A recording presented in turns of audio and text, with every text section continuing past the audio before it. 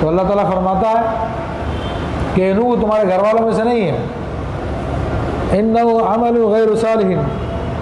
تو وہ کسی نالائق کام پہ تھا، فلا تسألنی ما لیس لک بہ علم،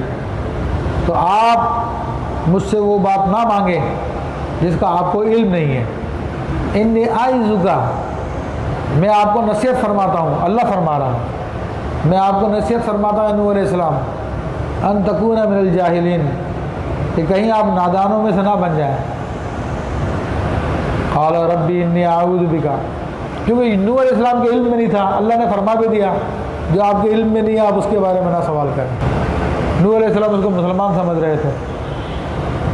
تو اب جان کر اگر سوال کرتے تو پھر نادانی کا حکم آتا، تو اللہ نے اپنے نبی کو ان چیزوں سے بچایا، یہ نبی کی عصمت ہے کہ اللہ اس کو نادانی سے بچا لیتا ہے۔ قال ربی انی اعوذ بک ان اسألک ما لیس لی بعلم، عرض کیے میرے رب میں تیری پناہ چاہتا ہوں تجھ سے وہ چیز مانگوں جس کا مجھے علم نہیں ہے، وَإِلَّا تَغْفِرْ لِي وَتَرْحَمْنِي، اگر تو مجھے نہ بخشے اور رحم نہ کرے، اکم من الخاسرین، تو میں ضیاءکار ہو جاؤں گا۔ تو یہ نوح علیہ السلام نے کوئی گناہ نہیں کیا تھا، کیونکہ گناہ تو اس وقت ہوتا ہے جب علم میں ہوتا کہ ایک کافر ہے پھر اس کی مغفرت کی دعا کی جائے، کیونکہ کافر کی مغفرت کی دعا کرنا گناہ ہے۔ تو نوح علیہ السلام کو چونکہ معلوم نہیں تھا تو اس لیے آپ نے کہا تو آپ کا کوئی یہ گناہ ہے ہی نہیں ہے، لیکن چونکہ آپ کا مقام بڑا بلند ہے تو کہتے ہیں کہ حسنات الابرار سیئات المقربین، جو نیکوکاروں کی نیکیاں وہ مقربین کے نزدیک وہ گناہ کے درجے میں ہوتی ہیں،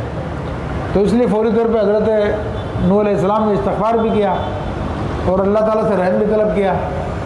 اور جان لینا چاہیے کہ استغفار کرنا ضروری نہیں کہ گناہ کے سبب سے ہو، جیسے کہ سرکار دو عالم صلی اللہ علیہ وسلم سید المعصومین تھے،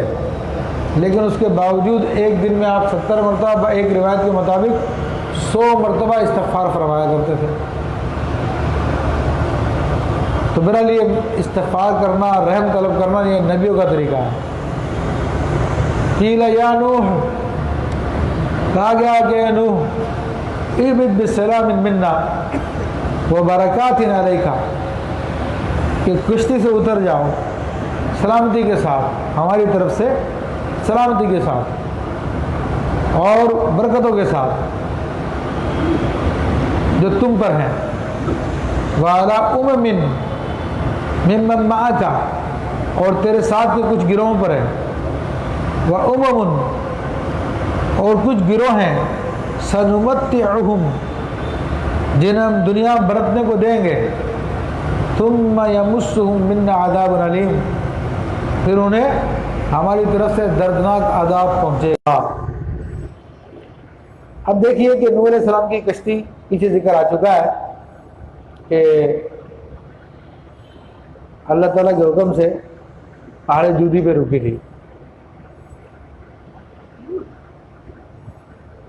پیچھے اس کا باقاعدہ جودی کا نام آیا آیت طیبہ میں، اس کا میں نے ذکر نہیں کیا تھا۔ فرمایا کہ واستوت علی الجودی، تو یہ کشتی جودی پہاڑ پر رک گئی۔ جودی پہاڑ کے بارے میں کہا جاتا ہے کہ یہ ایک پہاڑی سلسلہ ہے جو آرمینیا سے لے کے کردستان تک ہے۔ آرمینیا یہ رشیا کا آزاد علاقہ ہوا، رشیا کی ایک ریاست تھی، اور وہاں سے یہ عراق، کردستان عراق میں ہے، تو وہاں تک ایک پہاڑی سلسلہ پھیلا ہوا ہے، اسی میں ایک پہاڑ کا نام جودی ہے۔ تو حدیث شریف میں آتا ہے کہ یہ بڑا عاجزی کرنے والا پہاڑ تھا،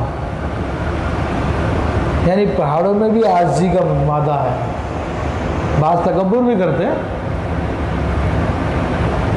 عزیزان محترم، یہ نباتات اور جمادات ان کے بھی احساسات ہیں، لیکن ہم ان کے احساسات کو سمجھتے نہیں، ان کے بھی جذبات ہیں مگر ہم ان کے جذبات کو سمجھتے نہیں ہیں۔ نباتات کے بارے میں تو پھر بھی سائنس کہتی ہے کہ جناب ان میں احساس پایا جاتا ہے، اور سائنٹیفکلی تجربہ ہوا